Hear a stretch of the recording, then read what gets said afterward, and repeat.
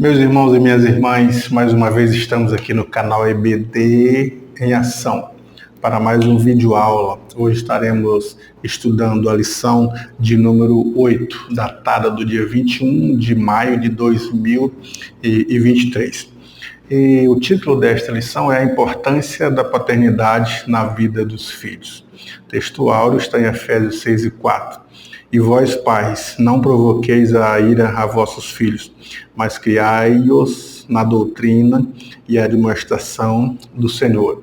A verdade prática. Quando o padrão divino para a criação de filhos é negligenciado, as consequências são terríveis para a família cristã. Então, a introdução da lição ela foca na família, duas famílias, e mostra o exemplo de paternidade de dois grandes homens. A família de Eli, com seus filhos, Ofni e Finéias, e a família de Samuel, com seus filhos. E a lição mostra a importância, a influência paterna dentro da criação dos seus filhos. O pai, ele é uma figura, ele é um referencial, ele deve ser um exemplo e deve importar-se com a sua família, aconselhá-la, admoestá-la, levar para a casa de Deus e, além de tudo, discipliná-la. O pai, como um sacerdote no lar, ele deve ensinar os caminhos do Senhor, ensinar a lei do Senhor, como diz o texto sagrado. Ensina a criança no caminho. Não é ensinar o caminho para as crianças, como se apontando e dizendo, vai, mas é ir com eles, seguindo junto com eles.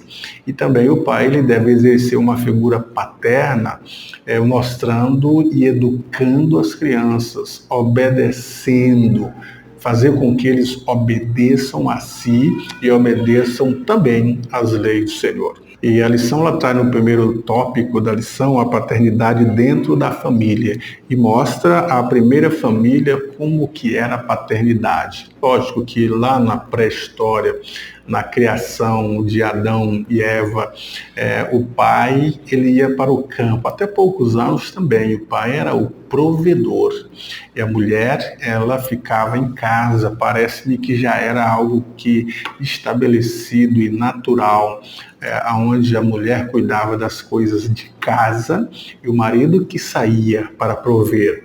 Claro que na família, na pós-modernidade, devido às dificuldades econômicas ou esse novo contexto social das famílias hoje, saem os pais, o pai e a mãe para o trabalho, devido à situação econômica que o mundo está hoje. É uma necessidade, é uma nova configuração nesse contexto familiar. E a mãe era a figura materna que ficaria em casa cuidando dos filhos, da alimentação dos filhos, da vestimenta, os cuidados da casa. Ela era como se fosse uma ajudadora. E então a gente vê esse contexto da paternidade antiga, da atualidade, onde a mulher vai para o mercado de trabalho também, e aonde também a mulher ela está na sociedade atuando ao lado do seu marido, ou ajudando-o nas questões financeiras. Agora, nesse segundo ponto, a lição traz a falta de autoridade no lar. A falta de autoridade fez com que a vida de Eli, trazido aqui a expressão Eli, quando o Senhor Deus, está escrito lá em 1 Samuel, a partir dos primeiros versículos do livro, a situação desse sacerdote Eli. O texto diz assim, que eram, porém, os filhos de Eli, filhos de Belial. Quer dizer, eram filhos que eram indesejáveis, eram crianças que faziam coisas que comprometiam não só a sua família, mas toda uma sociedade. E o texto diz que o Senhor se revelou para Samuel e contou quais eram as atrocidades dos filhos de Eli. O texto diz que eles eram filhos de Belial, porque infringiam as leis cerimoniais, as leis estabelecidas da cerimônia para o holocausto, para as ofertas, aquilo que era do sacerdote, mas tinha coisas que era do Senhor, e outras, tanto sacerdotes como ofertantes, participavam das ofertas da paz, por exemplo. Mas os filhos de Eli infringiam essas leis cerimoniais e pegavam o melhor para si, não interessava se era para o Senhor ou se era para repartir com o ofertante. Então pecavam na infração das leis cerimoniais. Além disso, eram imorais, prostitutos. E o texto diz isso, que esses meninos se prostituíam no ambiente do tabernáculo. E vai mais além, o texto diz que o pai não os repreendia, sabia de tudo e não os repreendia. E isso foi mostrado para Samuel. Mas o Senhor Deus, além de dar sentença através de Samuel, já havia alertado Eli. O texto diz que um profeta chegou para Eli e profetizou para ele que os filhos seriam tirados, que a geração dele seria cessada, e todas as questões das desobediências que ele permitia, através da sua permissão, não confrontando os seus filhos, o Senhor Deus traria a juízo isso. E ele não se interessou. O texto fala que ele não se interessou. E quando o Senhor Deus revelou para Samuel que tiraria os filhos dele diante da liderança da nação de Israel com as leis cerimoniais, o texto também diz que ele disse, o Senhor faça como ele quiser. Então a gente percebe uma indiferença na vida desse pai que não se posicionou para trazer os filhos à obediência. A gente não vê de maneira alguma Eli se preocupando com a sua reputação, com a reputação dos seus filhos, com as leis do Senhor sendo transgredidas, com o povo de Israel sendo levado por esse tormento de pecados provocados pelos seus filhos. Mas o texto vai dizer que Eli honrava mais os filhos do que ao Senhor.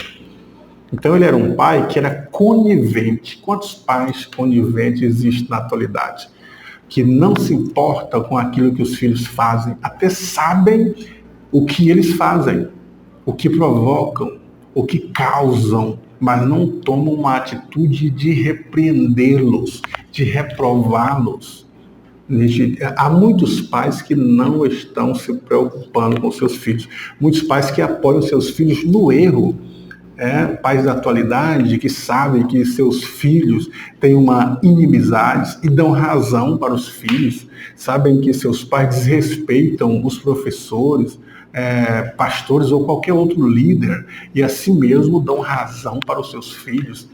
Na atualidade, há pais que toleram os pecados dos seus filhos, que trazem para si. Os filhos estão em casa prostituindo, se drogando, desobedecendo, e com as amizades que fora de contexto, e eles permitem que essas crianças, esses meninos, esses jovens, pratiquem isso dentro da sua própria casa.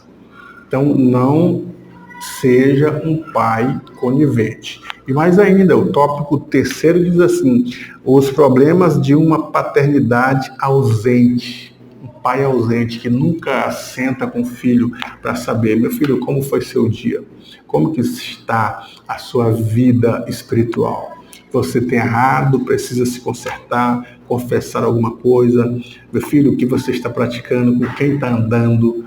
Quem está namorando? Está gostando de quem? Quais as atitudes que você tem tomado? Há pais que são pais ausentes, passam a semana fora, e mesmo que as crianças façam alguma coisa e ele veja, mas ele não se interessa, são pais ausentes. Os pais presentes precisam estar comungando, conversando, dialogando. Os pais presentes é aqueles que são amigos dos seus filhos, que é pai, tem uma autoridade, mas também é amigo, confidencia, e o filho pode confidenciar, e nada fica às escuras, mas que na hora de chamar a atenção do menino quando erra, o pai, ele vai chamar a atenção. Então não seja um pai ausente. Nós temos tipos de paternidades extremistas. Não existe um padrão duplo quanto às regras morais da família. O padrão ético é um só, e a ética cristã orienta os pais quanto aos cuidados que devem ter na criação dos filhos. Há pelo menos dois tipos de paternidade. a paternidade autoritária, onde o pai não quer diálogo, ele chega e estipula regras e as crianças têm que cumprir. Não há flexibilidade, não há negociação com este pai. Ele falou, devem cumprir. Existem pais que as crianças até têm medo de estar próximo a ele. Existem pais que, quando eles chegam em casa, as crianças param a brincadeira, os meninos que estão conversando param de conversar. Se estiverem andando, param de andar, porque o medo é maior por causa da autoridade exacerbada deste pai. Então, há pais que espancam seus filhos quando erram, batem, xingam os meninos, falam palavras de maldições para os meninos. Então, esse tipo de pai ele é temeroso. No dia que esses meninos pegarem asas e voar, nunca mais ele quer a presença do pai. Quantas pessoas na atualidade que antes eram crianças e hoje são adultas, mas que trazem uma trauma deste período paterno. O pai era muito ruim, muito duro, muito rigoroso e prejudicou até o emocional das crianças, até a questão de tomada de decisões, o equilíbrio desses meninos foram prejudicados com uma paternidade autêntica exacerbada, que em vez de causar o temor, o respeito, causou o medo. E isso até na tomada de decisões, as crianças tomaram dificuldade em decidir. E a paternidade permissiva é aquela paternidade que permite tudo. As crianças pintam e bordam. Há pais que apoiam seus filhos quando vêm com as namoradas para dormir em casa. Isto é errado. Apoiar esse tipo de prática, eles permitem isso. Há pais que permitem os seus filhos virem beber na sua própria casa. Então as crianças bebem, fumam, se drogam em casa e ainda dizem, é melhor eles estarem aqui do que estarem na rua. Não, meu irmão, é melhor que eles não estejam com esses vícios. É melhor que eles não estejam com a prática de adultério. É melhor que eles não estejam com este pensamento ruim, que é prejudicial para a família, para a vida social e para a vida espiritual dos seus filhos. O que a Bíblia diz ensina a criança no caminho que deve andar. E até quando envelhecer, eles não vão se desviar. Então, esse tipo de atitude de o pai não ligar para o filho, aquela paternidade que permite tudo, faz o que quiser, ele nunca diz não para as crianças, sempre diz sim, e sempre é permitido tudo. E eles não, há pais que não ligam para saber como que está a saúde emocional dos seus filhos, como que está a vida dele na sociedade, ou no trabalho, como que está na escola, as amizades. Pais que não ligam, não questionam, não perguntam, não dialogam. Então, alguns filhos até acham que os pais não o amam, porque não se importam com ele, não há uma preocupação, não há um diálogo, não há limites, tudo é permitido. Então, há filhos que até ficam preocupados. Meu pai não me ama, ele nunca liga, nunca está presente.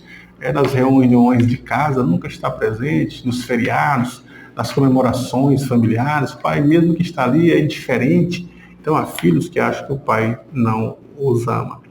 Então, o pai deve se posicionar, mostrar o quanto se importa com o filho, abraçá-lo. É sempre importante dizer para os filhos o quanto você o ama, o admira e quer o bem dele, e aconselhar, mesmo que sejam adultos, mas o conselho sempre é válido, sempre vai ficar marcado na memória das crianças, dos meninos, dos adultos e adolescentes.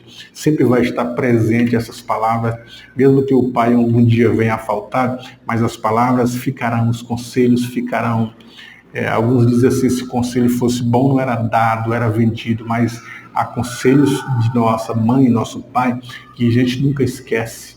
Há exemplos dele, a gente nós percebemos o exemplo que ele dava, a preocupação que tinha da mãe, se já comeu, já bebeu. O pai também deve ter essa preocupação, não ser um pai frio, mas um pai preocupado com o filho, não um pai permissivo que permita tudo, e esteja sempre ausente do seu filho, mas um pai que se preocupe com o seu filho. Então, nesse terceiro tópico, a lição diz que Eli criou filhos que se tornaram profanos. O texto diz que seus filhos eram filhos de Belial. A palavra Belial, conforme o comentarista, é um termo um pouco obscuro, mas o hebraico tem na palavra Belial, cujo prefixo Bel e o seu sufixo Ial pode significar sem proveito, imprestáveis, inútil.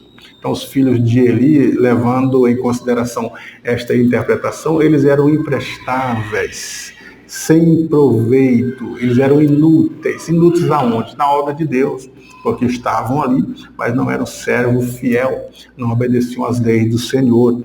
Então, eles foram homens pervertidos, irreverentes, não respeitavam as coisas sagradas do tabernáculo, não ligavam para as leis, e é lamentável que um pai como Eli, mesmo tendo consciência de todas as atitudes dos seus filhos, não se posicionou contra essas atitudes. Mas era um pai permissível, um pai que deixava as coisas correr, mesmo com a advertência de um profeta, ele não se posicionou. E o texto diz que ele amava mais os seus filhos, honrava mais os seus filhos do que ao Senhor. E para Samuel, depois que Samuel contou o que Deus haveria de trazer para a sua casa, ele simplesmente disse: seja feita a vontade do Senhor. Mesmo sabendo que era juízo para os seus filhos, ele disse: seja feita a vontade do Senhor. Em momento algum ele chorou, se arrependeu, dizendo: Senhor, eu vou tomar atitude, vou tomar posição, vou pegar a minha casa e vou fazer com que eles te sirvam. Como disse Josué, eu e minha casa serviremos ao Senhor. A gente não vê nenhuma atitude dessa em Eli, mas dizendo: seja feita a vontade do Senhor. O terceiro tópico da lição, o fracasso de dois pais relapsos com seus filhos, omissos para com os filhos. Quem eram esses pais que eram omissos? Primeiro, nós já falamos que era Eli, que sabia de tudo, o que os seus filhos faziam, mas não tomou posição. O segundo era Samuel. Se você começar a ler os textos de Samuel, ele andava triste, e o Senhor diz: por que você está triste?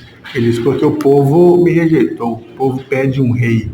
Aí o Senhor Deus disse assim: não se entristeça porque o povo te rejeitou, porque esse povo não rejeitou a ti, mas rejeitou a mim.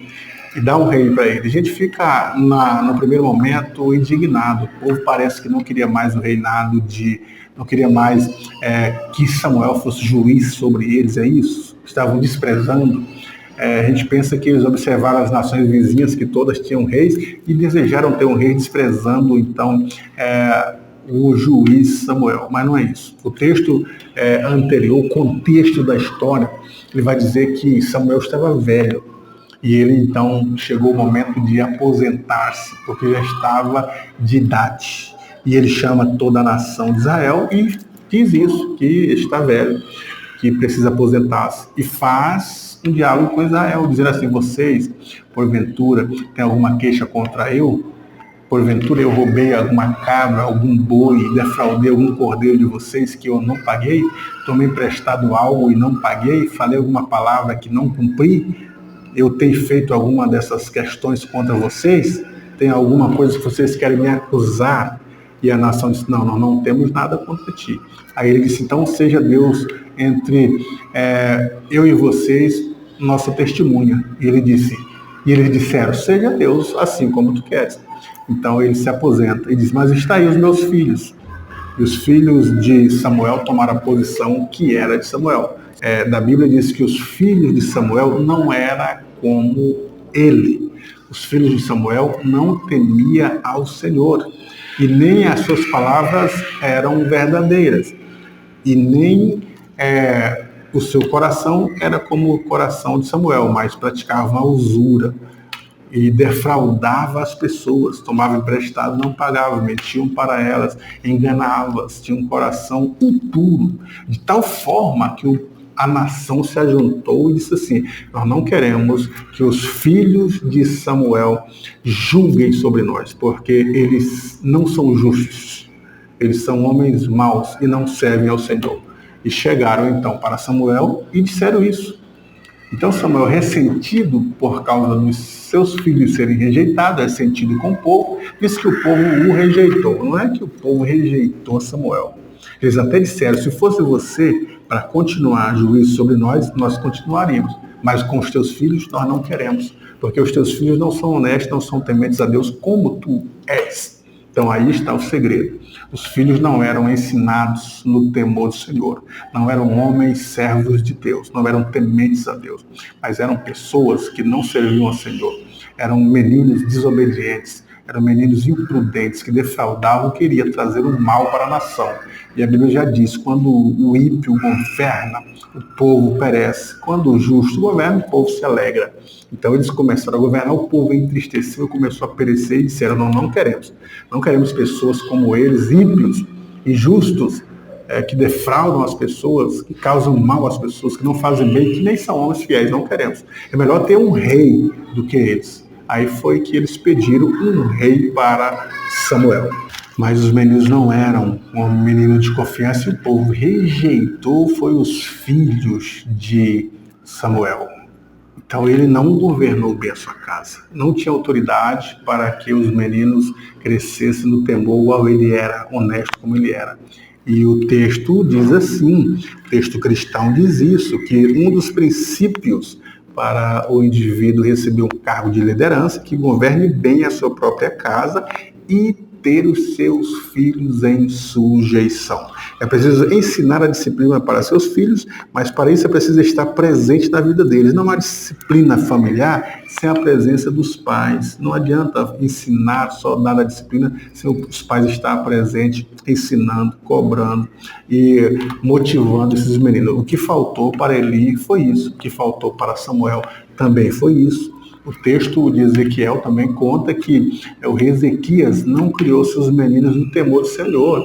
E o seu filho, Manassés, veio a fazer coisas pior do que as nações vizinhas, do que as nações pagãs. Por quê? Porque Ezequias não pôs a casa em ordem, como Isaías disse. Quando Isaías disse assim, põe a tua casa em ordem, porque morrerás e não viverás, não é a casa palácio. Não é a casa em si, ele próprio. Por quê? Porque ele disse para o Senhor, ser servido de te lembrar que andei segundo os teus mandamentos, tenho falado verazmente segundo o meu coração, tenho cumprido, tenho sido fiel para contigo. E nessa oração o Senhor Deus atendeu o pedido dele e ele viveu. Mas ele não pôs a casa em ordem, seus filhos foram os piores. E quando a sentença veio, quando o profeta disse assim, olha, porque você mostrou todos os seus tesouros para o inimigo virá sobre ti, destruirá tudo o que criaste, a casa do Senhor, o ouro, e teus filhos serão levados em cativeiro, serão eunucos e a tua geração parará.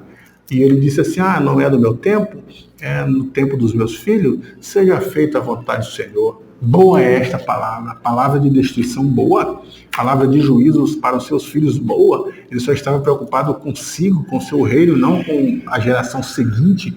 Muitos pais, muitas lideranças estão preocupadas só com esta geração, mas não estão preocupados com a geração que virá após nós. Depois que deixarmos a liderança das igrejas, eles tomarão essa liderança. E nós estamos preocupados se eles são de fato ensinados no caminho do Senhor, no temor do Senhor, ou estamos como Ezequias, boa esta palavra, não é na minha geração que o juízo virá na geração deles, então eles que se virem. Mas nós somos responsáveis para dar continuidade à palavra de Deus na geração seguinte. Nós somos responsáveis para isso. Então precisamos admoestar os nossos filhos, ensiná-los, exortá-los a temer ao Senhor. A isenção de responsabilidade de Eli e Samuel para com seus filhos, sem que esses sacerdotes exercessem autoridade em casa, seus filhos se tornaram vulneráveis, frágeis e propensos à fraqueza da carne. Eles não se posicionaram em carne. Não se posicionaram na sua casa, não tomou a liderança, não refreou os erros dos meninos, continuou divagando com eles e isso resultou no castigo do Senhor.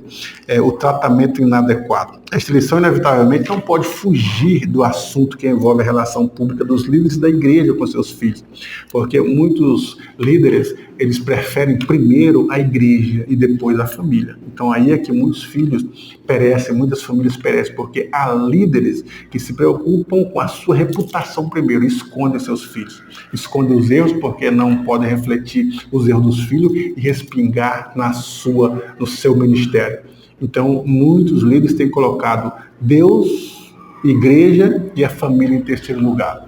E não funciona assim, porque se eu não tenho a minha família, os meus filhos em obediência e sujeição, eu não tenho a igreja. Porque a Bíblia diz assim, aquele que não é fiel com os seus, com os de casa, é pior do que o infiel e negou a fé. Então a fidelidade a Deus requer que cuidemos bem do nosso lar, cuidar bem da família, norteá-lo, se posicioná-lo. Aí sim, quem cuida bem da sua família, cuidará dos negócios do Senhor. Quem sabe pastorear o seu lar, a sua casa, pastoreará também a casa do Senhor. Quem é um exemplo em casa, será exemplo na igreja. Quem é a primeira igreja é a família, onde nós devemos exercer a comunhão, a autoridade, a paternidade. Aí sim, isso vai refletir na igreja. Mas não vamos fazer como muitos líderes, que primeiro é Deus, a igreja, e em terceiro a família. Em primeiro lugar a Deus, amar a Deus acima de todas as coisas, mas a família em segundo lugar, e depois a igreja. Então nós não vamos desprezar as famílias, deixar os filhos vulneráveis, crescer de qualquer forma, só por causa do meu ministério. Não vamos deixar a nossa casa, os cuidados com os filhos, a presença paterna no lar, para estarmos presentes na igreja, e então a ausência em casa. Não faça isso. Mas se conseguir conciliar, leva aos dois juntos. Se não, primeiro a família e depois dê prioridade à igreja do Senhor. Então é uma lição que fala de liderança, que fala de paternidade, que fala de respeito das coisas espirituais, da verdade, da administração, que o líder deve exercer, porque ele só é apto para o ministério se tiver a sua família em sujeição, em administração, sua esposa uma adjuntura que trabalhe juntamente para isso, em sujeição, ou ambos sujeitos ao temor do Senhor, às leis do Senhor. Aí sim serás um líder ministerial com equidade. Deus em Cristo os abençoe. Uma boa aula para você, professor e professora.